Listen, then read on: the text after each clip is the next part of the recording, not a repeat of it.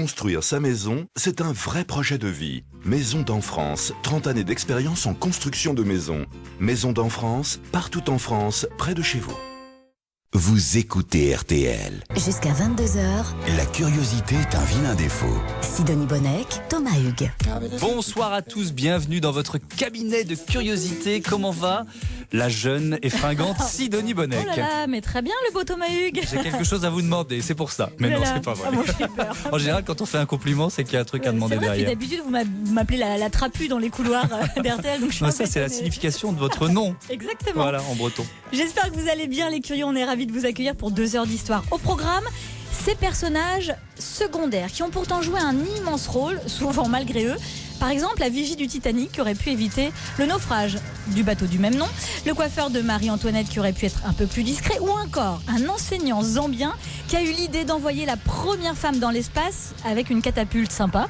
Et puis aussi le vestiaire des politiques. Vous l'avez entendu avec cette question posée tout à l'heure à Alain Duhamel. Pourquoi diable François Hollande a eu sa cravate de travers au début de son quinquennat? On a la réponse. Comment les femmes politiques subissent le machisme des députés? Ça continue. Et puis aussi, qui conseille nos présidents en matière de look? suis On curieuse de le répondra savoir. à toutes ces questions qui sont pas si anodines que ça. Et tout de suite, un tour de France, pas comme les autres.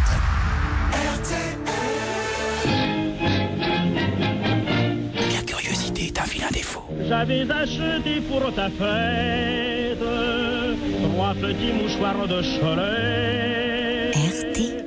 Tout ça ne vaut pas un clair de lune à Maubeuge. Jusqu'à 22h, T'as voulu voir Vierzon et on a vu Vierzon. T'as voulu voir Vesoul et on a vu Vesoul. Sidonie Bonnec, Thomas Hugues. Les petits mouchoirs de Cholet. Les petits mouchoirs de J'en ai Cholet. un au fond de la poche. Chanté par Théodore Botrel quand même. Oui, c'est un breton, on ça. a trouvé ça, un breton qui a aussi composé, chanté. Voilà, Pimpolaise. On fait connaît. nos savants, mais on a vérifié sur internet juste avant que l'émission On a bossé. ne démarre. Donc Cholet, Vierzon, Saint-Nazaire, Draguignan, Mulhouse, Verdun. C'est un tour de France des villes incomprises, déclassées, mal aimées, que l'on vous propose maintenant avec le journaliste Vincent Noyoux. Bonsoir. Bonsoir. Bienvenue. Bienvenue. Vous êtes écrivain, voyageur. C'est au cours de ces voyages que vous avez eu cette idée, peut-être de la compassion pour des villes qui sont un peu mal aimées? Oui, c'est une curiosité naturelle aussi, et c'est vrai que dans mon travail, moi, je vais de villes classées à l'UNESCO, en villes d'art et d'histoire, les plus beaux villages de France. Donc plutôt les stars. Donc plutôt les stars. Et c'est vrai que j'ai toujours eu la curiosité d'aller dans des endroits qui n'avaient pas tous ces attraits touristiques, des endroits un petit peu à l'écart des grands flux touristiques, qui n'avaient pas de jardin remarquable, ni de belles abbayes classées, etc. Qui avait même mauvaise réputation, on peut Et qui dire avait ça une mauvaise parfois. réputation. Alors c'est injuste, mais c'est vrai que c'est comme ça. Il y a certaines villes comme ça qui donnent pas forcément envie d'aller passer le week-end. Donc On On va va comprendre commencer, pourquoi allez. elles ont mauvaise réputation et pourquoi finalement ça peut être pas mal d'y aller. Vincent Ouais, Noyoux, c'est ça, l'idée. vous publiez ce Tour de France des villes incomprises aux éditions du Trésor. On va en choisir quelques-unes. Allez, un peu au hasard. Mulhouse, par exemple. Vous dites que c'est l'Alsace sans les codes de la ville alsacienne. Pourquoi ça? parce que pas beaucoup de maisons à pans de bois, pas beaucoup de balcons avec des géraniums, pas beaucoup de cigognes sur les cheminées, quelques Weinstube, mais aussi beaucoup de kebabs. Voilà, c'est ça Mulhouse. C'est Elle un n'a peu... pas les symboles forts d'Alsace. Voilà. Mm. Et justement, comme je voulais prendre le contre-pied de l'image d'Épinal de l'Alsace, très riante, les Weinstube, les vignes bien peignées, les maisons à pans de bois, j'ai choisi Mulhouse. Et c'est vrai que j'ai pas été déçu parce que Le cœur de la ville, déjà, c'est la place de la Réunion. Elle est importante. Vous pouvez nous la décrire? La place de la Réunion, en l'occurrence, on trouve quelques vieilles demeures et quelques pans de bois. Il y a le plus vieux temple protestant de France aussi, ou plutôt le plus haut. Mais en l'occurrence, c'est pas ce qui m'intéressait. Et du coup, je me suis un peu promené. J'ai erré dans certains quartiers derrière cette place, et je suis tombé sur des quartiers industriels. Et c'est ça qui m'intéressait finalement, une Alsace un peu plus méconnue, parce que Mulhouse, je l'ai appris, c'était la Manchester française au 19e siècle, et il en reste pas mal de vestiges, des vieilles usines en briques, un petit peu avec des carreaux défoncés, des vieilles ronces, tout ça n'a pas été vraiment encore réhabilité, mais voilà, c'était... Et ça lui donne de la personnalité finalement à cette ville. C'était surprenant, inattendu de visiter ces vieux témoins de l'ère industrielle. Et puis ça parle d'un pan de notre histoire qui est la révolution industrielle. Et moi je trouvais ça aussi intéressant que de se balader dans des villages avec des cigognes sur les cheminées. C'est une ville, Mulhouse, avec des musées dits techniques. Ça veut dire quoi, ça, des musées techniques ? Des musées techniques, c'est des musées pointus. Alors il y a le musée de l'EDF, il y a le musée de la Cité du Train, il y a même le musée du papier peint. C'est des musées du progrès alors. Et presque. le musée de l'impression sur étoffe. Donc on se dit, c'est quand même un peu pointu. Je vais peut-être pas me... Un peu austère aussi sur le papier. Austère. Ouais. Et pas du tout. En fait, le musée de l'impression sur étoffe, j'y suis allé et je me suis régalé parce que j'ai appris un tas de choses sur les indiennes, ce sont des toiles de coton qu'on imprimait comme ça avec des tampons encreurs, et j'ai vu des motifs fabuleux, et j'ai même appris que les designers d'Ikea y vont, de La Durée y vont pour puiser des idées. Voilà, un petit musée devant lequel je serais passé sans même regarder en temps normal, et là d'avoir été bloqué 48 heures à Mulhouse. Voilà, c'est une aubaine. Voilà, c'est une aubaine. En fait, on est obligé d'aller dans des lieux où on ne serait jamais allé en temps normal. Donc, vous l'avez compris, dans la curiosité, on réhabilite en quelque sorte ces villes mal aimées, ces villes incomprises. Tiens, on change de région pour aller à Cholet, donc la ville de Théodore Botrel, petits mouchoirs, qui nous chantait si bien les petits mouchoirs. Cholet, c'est dans le Maine-et-Loire. C'est pour ça que c'est une ville incomprise, parce qu'on reste encore bloqué sur les petits mouchoirs, la ville des mouchoirs. Oui, on ne les produit plus d'ailleurs depuis 2003. Moi, ces choix de villes, en fait, c'est vrai que ce sont des villes qui n'inspirent pas vraiment, mais ça reste très subjectif. C'est-à-dire qu'on a tous notre petite liste de villes où on n'irait jamais passer un week-end. Souvent parce qu'on ne les connaît pas. Parce qu'on les connaît pas, précisément parce qu'on les connaît pas. Et c'est vrai que moi, quand je disais, tiens, je vais aller passer 3 jours à Cholet ou à Guéret, on me disait, oh là là, t'es puni. Pourquoi tu vas pas? Oui, t'es puni. Et puis, me dit, pourquoi tu irais pas à Châteauroux ou à Nevers, etc. Chacun a ses petites. Et donc, moi, c'était Cholet, parce que c'est vrai que le mouchoir rouge, c'est un petit peu, c'est une image un peu ringarde, un peu désuète. Comme et qu'est-ce qu'on y découvre alors, qu'est-ce que vous y avez trouvé? C'est l'une des villes les plus sportives, par exemple, de France? Alors oui, j'ai pas vu très franchement plus de sportifs là-bas qu'à Annecy ou qu'à Nice, mais c'est une ville qui est très intéressante parce que en fait c'est l'invisible là-bas qui est intéressant. C'est-à-dire qu'on voit des maisons basses, très modestes, un habitat assez quelconque, mais en fait ce sont des maisons de tisserands. Il y a une vraie industrie, il y a toujours une industrie du textile dans le Choletais, et ça se voit pas, mais dans tous les villages autour de Cholet, on fabrique encore à façon pour des grandes marques de textile, de maroquinerie, de chaussures aussi. Et c'est derrière des murs, il n'y a pas de grande enseigne, rien ne se voit. Et pourtant c'est le bocage vendéen, quoi. C'est un petit réseau un grand réseau de travailleurs qui travaillent chacun un petit peu dans leur coin. Et il y a cet esprit d'entrepreneuriat qu'on voit là-bas. Ça se voit pas sur les façades, mais on le sent quand même quand on y reste. Allez, on vous propose de partir en week-end à Vierzon ou Saint-Nazaire. Vous répondez peut-être bof. On va vous prouver que vous avez tort. Vous écoutez RTL. 20h-22h, Thomas Hugues, Sidonie Bonnec. La curiosité est un vilain défaut. La curiosité de visiter ces villes mal aimées, souvent moquées, qui pourtant valent sacrément le détour. C'est le journaliste et écrivain Vincent Noyoux qui nous sert de guide. Tiens, direction Vierzon maintenant, dans le Cher, qui doit sa mauvaise réputation à son destin de carrefour routier ferroviaire, c'est ça? Oui, la route de l'Espagne. C'était la route de l'Espagne. Pour des tas de Français qui se retrouvaient coincés dans des bouchons gigantesques parce que cette route traversait le centre-ville, elle croisait une autre nationale. Ce qui fait que pour beaucoup de Français, Vierzon, c'est un synonyme de vacances qui commencent mal. D'embouteillage insupportable. La gare de Vierzon aussi était très stratégique. Oui, c'était une gare qui était sur la ligne Paris-Toulouse et Lyon-Nantes, donc une grosse gare de triage qui est maintenant complètement désaffectée. Et je me suis promené là-bas en fait, et j'ai trouvé que c'était un lieu formidable parce que on voit des rails à perte de vue qui se croisent, qui se décroisent, qui se rapprochent, qui s'éloignent, les lignes de caténaires qui filent on n'en voit pas le bout.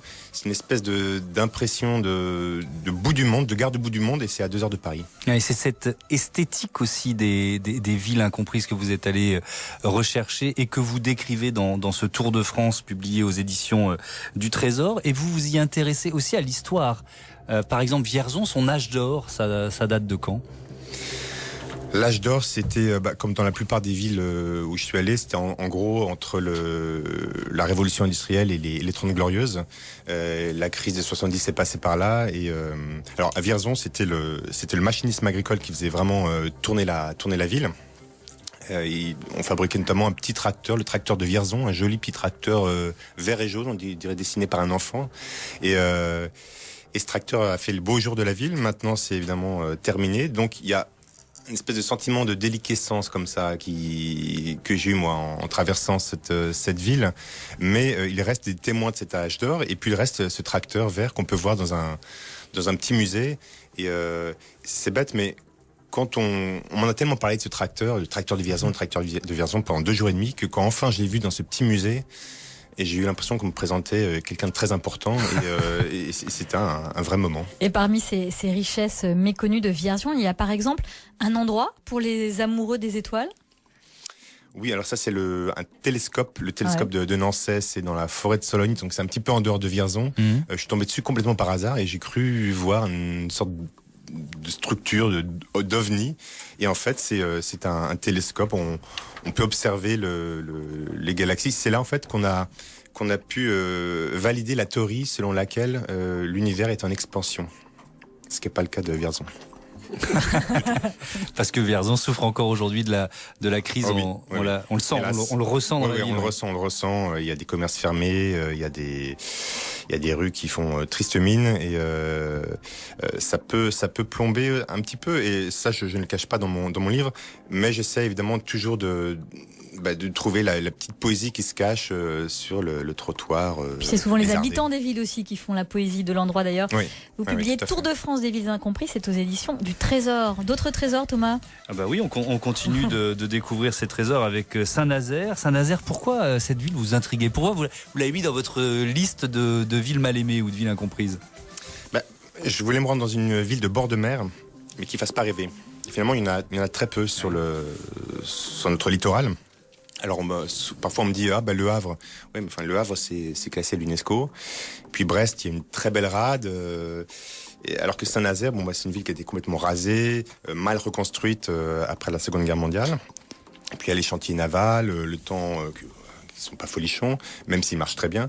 Oui, ils marchent bien maintenant. Ils viennent d'avoir encore un très gros contrat. C'est presque une fierté nationale, les chantiers de Saint-Nazaire. C'est une fierté de la ville, et c'est ça qui était touchant, c'est que moi, quand je m'y suis rendu, je suis tombé pendant l'inauguration finalement de la coque du Harmony of the Seas, qui est le plus grand paquebot du monde. La coque venait d'être terminée, elle était ouverte à la visite, et j'ai pu voir les ouvriers, les ingénieurs parler de ce bateau à leur famille, le décrire. Moi j'ai fait ci, moi j'ai fait ça, j'ai dessiné l'encre, etc.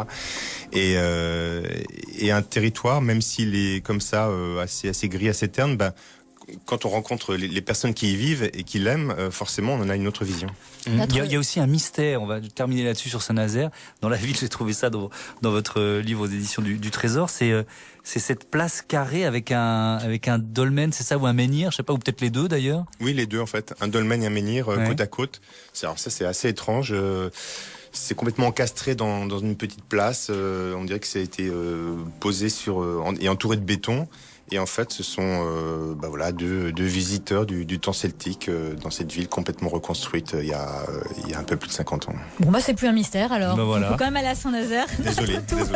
Non, c'est France des villes incomprises continue. Tiens, à l'est, Verdun, au sud, Draguignan. On y part tout de suite, les curieux. À toutes sur RTL.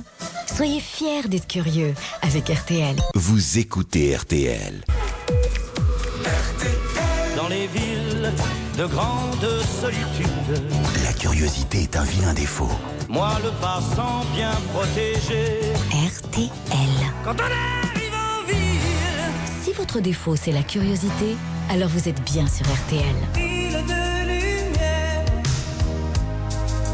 quand il fait de toi, Sidonie Bonnec, Thomas Hugues. C'est une forme d'injustice que l'on répare dans la curiosité, celle qui frappe des villes moquées, mal aimées, des villes à la mauvaise réputation. C'est le journaliste et écrivain Vincent Noyoux qui a voulu découvrir ces villes qui ne font pas rêver et qui pourtant peuvent réserver quelques bonnes surprises. Vincent Noyoux, vous retracez ses voyages dans un tour de France des villes incomprises publié aux éditions du Trésor. Tiens, dans ces différentes villes, est-ce que vous vous êtes forcément ennuyé à un moment ou à un autre ? Est-ce qu'elle méritait jamais. Quand même une... Jamais. Non, jamais. Et jamais. Je crois pas déjà qu'il y ait des villes où il n'y a rien à voir, rien à faire. Il y a toujours quelque chose à faire, toujours un quartier à découvrir, toujours une photo à faire. Alors après, faut aimer la poésie des rues désertes ou des commerces fermés. Il n'y a pas que ça, je n'ai pas vu que ça, mais c'est vrai que je l'ai aussi vu.